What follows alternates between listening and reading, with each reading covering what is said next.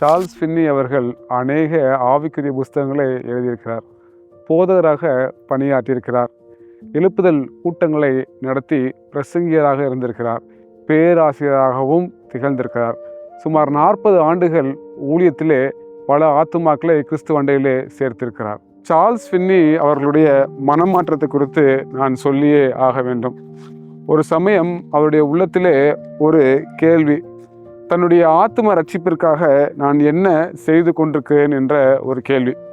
அப்பொழுது அவர் ஒரு முக்கியமான காரியத்தை செய்தார். இப்படிப்பட்ட அடர்ந்த மரங்கள் இருந்த இடத்துல போய் முழங்காலிட்டு அன்றைய தினம் தேவனிடத்தில் மன்றாடி ஜெபித்தார். அதுதான் அவருடைய வாழ்க்கையின் மனமாற்றத்தின் நாளாக காணப்பட்டது. தன்னுடைய வாலிப நாட்களில் அநேக முறை நூலகத்திற்கு சென்று பரிசுத்த வேதாகமத்தை அதிகமாக படித்தார். இவர் எப்பொழுதும் வேதாகமத்தை படிக்கும் பொழுது முழங்காலிட்டு தான் படிப்பாராம். அதை அவர் தன்னுடைய சரித்திரத்தில் எழுதியிருக்கிறார். இப்படிப்பட்ட வல்லமையான பிரசங்கங்களும் பிரசங்க தலைப்பையும் அவர் எடுத்துக்கொண்டார் என்றால், பரிசுத்த வேதாகமத்திற்கு சென்று தேவனிடத்தில் மன்றாடி ஜெபித்து ஆவியானோட ஒத்தாசையோடு சேர்த்து அவர் பிரசங்களை ஆயத்தம் செய்தார்.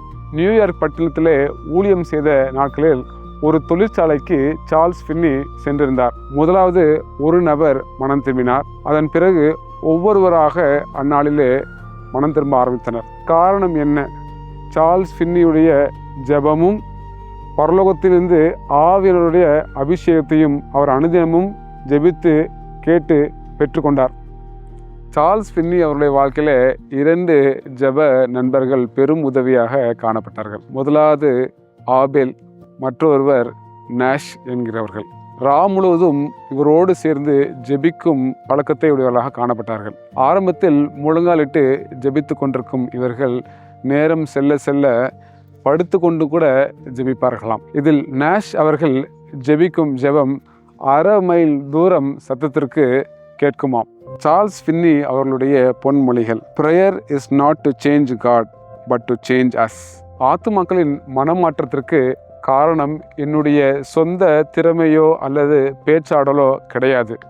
இது முழுக்க முழுக்க தேவனுடைய சமூகத்திலிருந்து ஜெபத்து நிமித்தமாகவே பெறுகிற வரன் என்று சொல்லுகிறார். 1835ஆம் ஆண்டு கல்லூரியில் பேராசிரியராக பணிபுரிந்தவர் 1851ஆம் ஆண்டிலே முதல்வராக பணிபுரிய ஆரம்பித்தார். அந்நாட்களில் அவருடைய இதயத்தின் இயக்கம் எழுப்புதல், மாணவர்கள் மத்தியிலே ஒரு பெரிய எழுப்புதல் வர வேண்டும் என்று காத்து கொண்டிருந்தார். விசேஷ வண்ணமாக, நம்மிடத்தில் ஒரு தவறு இருக்கிறது, தேவனே எங்களை மன்னியும், எங்கள் இதயத்தை சுத்திகரியும் என்று சொல்லி ஜெபித்து கொண்டிருந்தார். அதன் காரணமாக ஒரு பெரிய எழுப்புதல் கல்லூரி ஏற்பட்டது. அவர் சொன்ன ஒரு வாக்கியம் நிச்சயமாக ஒரு உதாரணமாக காணப்படும். இக்கல்லூரியில் ஆங்கில வகுப்புகள் நடக்காமல் இருந்தாலும் சரி, ஆனால் வேத பாடங்களும் ஜெபமும் இங்கே ஏறெடுக்கப்பட வேண்டும் என்று சொன்னார். இவர் ஊழியத்தில் மனம் திரும்பிய ஜனங்களில் 85% ஜனங்கள் சத்தியத்தில் நடந்தனர். வெறும் 15% ஜனங்கள் மாத்திரமே பின்வாங்கி போனார்கள். இப்படிப்பட்ட வல்லமையான ஊழியத்திற்கு ஜெபம் ஜெபம் ஜெபம்தான் காரணம் என்று சொல்கிறார்.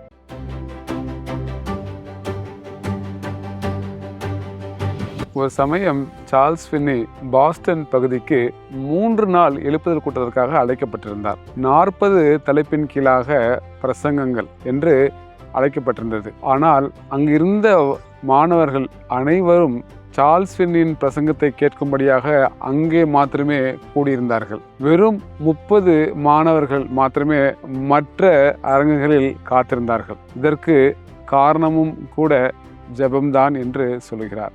ஆகஸ்ட் 16ஆம் தேதி 1875ஆம் ஆண்டு 82 வயதில் சார்ல்ஸ் ஃபின்னி அவர்கள் கிறிஸ்துவுக்குள்ளாக மரித்தார்கள். பரலோகத்தின் தேவனால் பயன்படுத்தப்பட்ட ஒரு ஊழியக்காரர். இவருடைய வாழ்க்கையில் சவால்கள் இருந்தன, சோர்வுகள் இருந்தன, ஏன் எதிர்ப்புகளும் கூட இருந்தனர். அந்நாட்களில் பிரசித்தி பெற்ற ஊழியக்காரர்கள் இவருடைய முறையை பரியாசம் செய்தனர், சிலர் மறுத்தனர்.